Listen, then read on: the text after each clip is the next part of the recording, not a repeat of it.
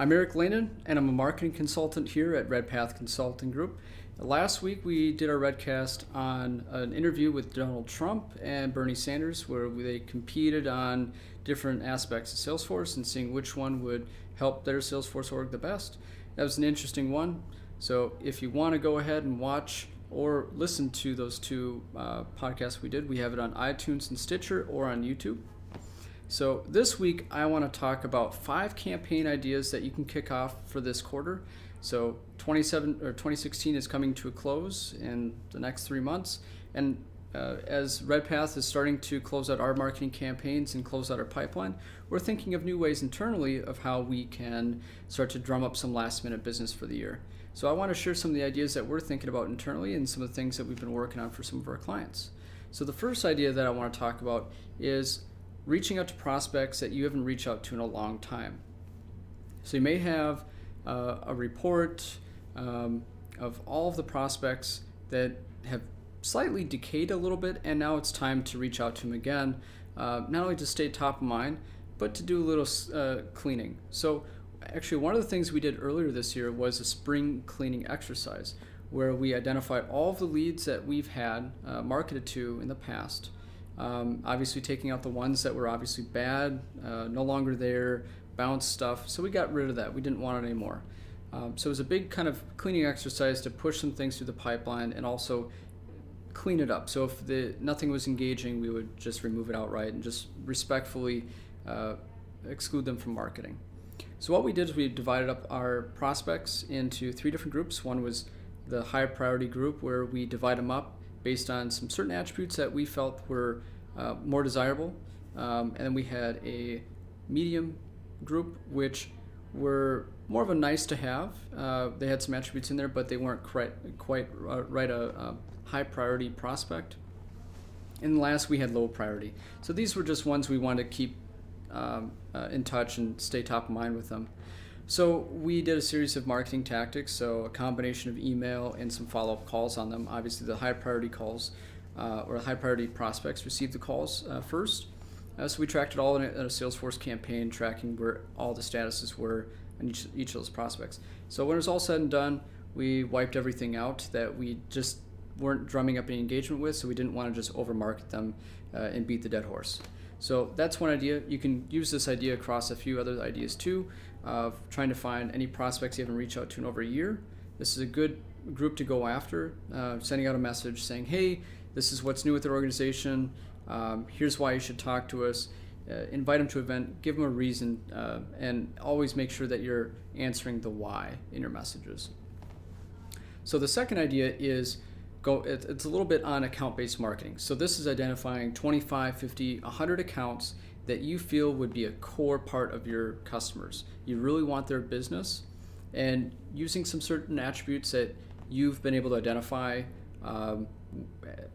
use as making people or making accounts more desirable. So using things like obviously industry, annual revenue, but also things that pertain to your business. So whether or not they have a use case, or whether or not they're a fit, or knowing if they have a budget. So in your case, you may be able to identify which accounts may have a likelihood that they have a budget. So looking at those different attributes. And this is where this is a great strategy for bringing sales into this process. So working with your sales team in a tag team effort where you're not only sending out marketing messages, but sales is also following up on immediate engagements, or doing some calls to follow up on those engagements, or just on everyone that you've reached out to. So on average, it takes about 8 to 9 touches to really get to that right person with that organization. So the 3 strikes and you're out strategy isn't always the best. So putting together a plan with each account of how many touches you're going to make and how many of those are from marketing, how many are from sales, is a good plan to do that. And we actually do something like that internally with our Pardot, is creating a whole engagement so that we're creating CRM tasks within Pardot to tell our sales reps, hey, now it's time to follow up after marketing has done a couple of touches, now it's sales turn. So it keeps everyone accountable, and it's very easy to manage that workload. So that's kind of the account-based marketing strategy. The next is Google AdWords, or just really some more text-based ads within LinkedIn, Google, or Facebook. Personally, in our business, LinkedIn is a little bit more desirable for us. So we're experimenting with that. And a lot of our clients have had great success with Google AdWords. So one strategy you can start with, and this is actually a strategy that Google recommended to us, is starting out with about $50 a day. And of course, this is all after you've done your analysis on specific keywords. So making sure you've mapped out your SEO strategy, so some of the things that are easy for people to search for on you, but also looking at the competitive stuff with search engine marketing. So identifying some specific things that you can really try to compete with your competitors on these specific keywords or searches. So once you have your SEO and SEM strategy mapped out, I mean, that should be the first and foremost, the first thing you do and most important. Once you have that mapped out, then we can move into an SEM strategy of doing about $50 a day to experiment. And do that for about 3 months, which would result into about $5,000. And while that may seem like a considerable lot of money, and it is, I mean, for us, that's a huge part of our marketing budget because we're pretty lean here, and many of us are. So being able to throw around that kind of money is sometimes hard to do. But if you think about the cost of earning a brand new customer, $5,000, it doesn't seem that much. All is dependent on what type of opportunity you're selling and how much. So a lot of our customers have invested solely in an SEM strategy, or search engine marketing, where they don't have inside or outside reps. Google AdWords or LinkedIn ads have been supplementing them with the inbound leads that they require. So they're now an inbound lead generation organization. They do not have inside salespeople to do the follow-ups on this. It's all done automatically. So another idea for you to explore for Q4 of this year. Another is creating opt-in strategies on your website. So I know what you're thinking when you go to a website and you get that stupid little pop-up that annoys the hell out of you. It grays out the screen. It's like, oh, you can't click away for 5 seconds. It's basically an ad, and you're like, I don't want to look at this form. But look at it in a more positive way. And I don't want you guys to think that this is a negative strategy. A lot of our customers have implemented this, and they've had significant increases in the number of opt-ins that they've had. And it's making it just simple, and making it personal, and making it so that if they do exit out of it, it's not going to bother them every time they come back to the homepage. So one way you can do this is incorporating some of your content marketing strategies on certain pages of your site. If a prospect comes to a certain page that is getting down that funnel on really trying to learn who you are, and that's where that pop-up or some type of form will be more top of mind above the fold, so that, yep, this is really trying to drive that conversion and turning that person into an actual prospect. So in some regard, there's a competition between lead generation and branding. And this is a struggle that we have internally of, okay, are we focusing on lead generation or are we focusing on branding? Branding being the validation and showing that we're a legitimate company and we can help them and here's references, versus lead generation is really pushing them to convert, to fill out a form and pick up the phone and trying to drive action. Well, it's a chicken and an egg, and neither can exist without the other. So that's why you need to have a balance of both. So making it so that it's not invasive, making it so that if they no longer want to see that pop-up or that form, making it so that it's out of view. You don't want to annoy them. So a lot of plugins with content management platforms like WordPress and other platforms can allow you to import these really cool tools for free, and you can customize a lot of that.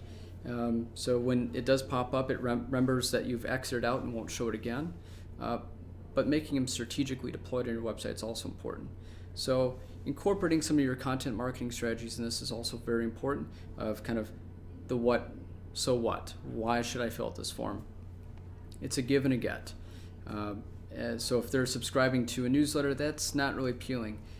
It needs to be more of, hey, this month we're giving away an iPad for everyone, to 5 people this month who fills out this form. I mean, that's more enticing, but then make it more of, you're learning something too, is here's some valuable insights that only our organization was able to provide. The last thing I want to talk about is direct mail. It's not dead. when I first started my career in marketing, I thought digital was the only way, and print and direct mail was a dying tactic. And it has shrunk a lot, but it's still there, and you're still going to need it. The difference, though, is you're tying in your direct mail into more of a personal touch.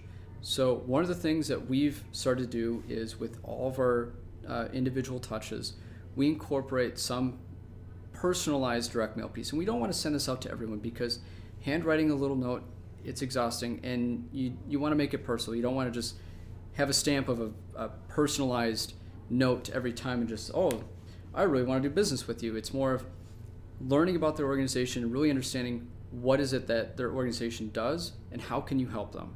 And that's really the core of it. And by putting something tangible in their hands, it's much more meaningful. Because I think as we've evolved as marketers and we put so much emphasis on the digital side, we've removed the human element from it. And I think we need to revisit that. So I'm not saying blast out thousands of letters and really scaling it. It's the direct mail piece needs to be personalized. And that's really where it started. That was back then, that was the only real way of communication other than the telephone. But we still need to be human. And I think that's a common element that a lot of marketers miss. But you need to plan it a little bit more tactfully. So learn about that organization, learn how you can personalize that message to them, and really answer the question, why should I call you? Why is your company worth talking to or exploring as a solution for us, or whatever it is that you're selling? So bringing back that personalization is an important part of the success for your marketing. And we're starting to see that too, because it's another way to get people to think about Redpath. And that's the same thing of our clients. And what we recommend is it's a marketing mix, and you need to make sure that it's healthy. So that's 5 ideas that you can work on for this quarter and close out 2016 strong. If you got any more questions, or if you want to know some more ideas, feel free to reach out to me. Eric Lehnen is my Twitter handle, or reach out to us at Redpath Group. Thanks.